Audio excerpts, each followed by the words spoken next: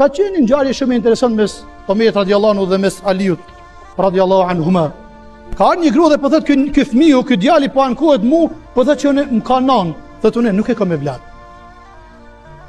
Dhe Omer radiallahu anhu i drejtohet i djalit, thotë a ki argument që kjo është nana jote? Thotë se nana më ka largu, më ka braktis, nuk më respekton. Thotë po vallahi, thotë 9 muaj më ka mbajt në bark, 2 vjet më ka dhënë gji dhe më ka largu.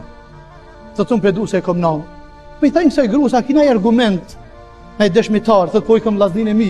Vinë këtë vllaznia dhe thonë që ky nuk ka djali i kësaj. Veç po don m'ia marr fytyrën edhe me ba hor para këtë njerëzve dhe familjarëve tonë. Se nuk është e vladi ja, nuk është e vladi motrës tonë. Dhe Omeri merr një vendim, thotë fut në burg këtë njerëz. Fut në burg. E merr atë njeriu dhe po e çojnë në burg atë djalin e ri, moshës 20 vjet. Kur e marrin me fut në burg, tu shku rrugës, takohet me Imam Aliun radiallahu anhu. Mi thotë Imam Aliu pse po kanë djalësh? Thotë vallahi Omeri ka marrë një vendim, hiç nuk e ka marrë të drejtë për mua. Pasha Allahin që kjo nana jam është, em ka dëbu, em ka largu, em ka idhnu, em ka nënçmu, edhe në burg tash po do me më përfundu. Që kjo nanë?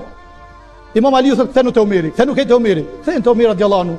Mi thotë Imam Aliu, a ki dëshmitar të i gru që nuk e ki e vlat, thotë po që vllaznin e. Thotë Imam Aliu radiallahu anhu, thotë unë kam nxjerr 4000 dinar, mi ia dhanë çiti djalit mi martu pra çit burrë çit gru. Le të martohen edhe sa të bëjmë për hajër.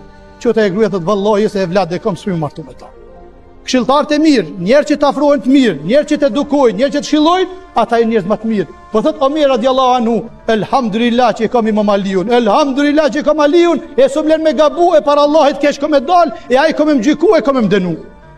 Është shumë e rëndësishme kur ne ki afër, është shumë e rëndësishme kur të këshillon, është shumë e rëndësishme kur ne ki bashkë me veti që rrugton, edhe punon nëse s'don me gabu, mos me qeni gabu.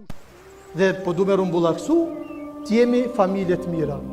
Të jemi kryefamiljar të mirë, të jemi njerëz të cilët nuk i thumbojmë të tjerët, nuk i anashkalojmë, nuk folëm her për këta, her për tjetrin, nuk i përçajmë familjet tona, nuk bëhemi 2 në familje e mushkatru e ka një, sikurse Marimanga, po të jemi sikur ai shembulli që Zoti Dhul Xhelal e mur milingone, të jemi në bashkësi, të jemi në familje, të jemi me një fjalë, të jemi me një vend, mos na përçajnë. Na kanë përça shumë, na kanë përça të afërmit, na kanë përça politikat, na kanë përça ekonomia, na kanë përça vendet e punës, na kanë përça shoqëria, na kanë përça gjitha. Atëherë mundohu mos përçahemi edhe ne mes veti. Të jemi aty ku jemi të gjithë. Allahu Dhul Xhelal e don familjen e bashkuar, vendin e bashkuar. Zoti nuk don që ne mu fal këtë xhami 2 me një qysh, 2 këtu, 2 jashtë. Allahu Dhul Xhelal don që njerë me kanë një saf. E me kanë bashkum, e me kanë barazun, e me kanë tafrun, e me kanë rahmetin Allahit Dhul Xhelal, nëse të Zoti më ndihmu. Po nëse të për më përqa, e me u largu, e njani tjetrin me thumbu, atëherë shejtanin e ki afër dhe Allahit Dhul Xhelal është largu. Rahmeti i Zotit nuk ka mesin tonë. Shikoni edhe në për njerëz, familjarë tonë që i kim, ata të cilës kalojnë mirë në familje, o shtëpia më e dobta, më e orientuar, shumë e shturne, pa kurfar kontrolle, kurfar bereqeti, kurfar rahmeti. Pastaj Zoti ka marrë shembullin tjetër me milingonën. Milingona edhe nga fuqia, edhe nga madhësia është më e vogël se Marimanga. Po Allahu Dhul Xhelal e ka përmend në Kur'an edhe milingonën.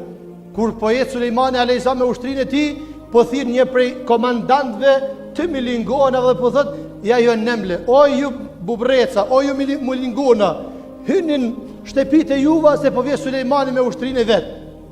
Ecin, vazhdojnë, punojnë, funksionojnë edhe në mënyrë të rregullt, edhe në mënyrë familjare, edhe me rregullat e tyre që Allah i ka kriju, edhe punojnë bashkësi, nuk punojnë individualisht. Dhe kjo ka dallim shumë të madh. 2 familje, Zoti Dhul Xhelal e ka përmend familjen muslimane, sikur milingona, dhe familjen jo muslimane, jo me Kur'an, jo me fe, sikurse Marimanga. Atëherë cilën dush zgjidhe ti, me cilën dush puno, me cilën dush vazhdo, po dije që ki me shkatru familjen tane.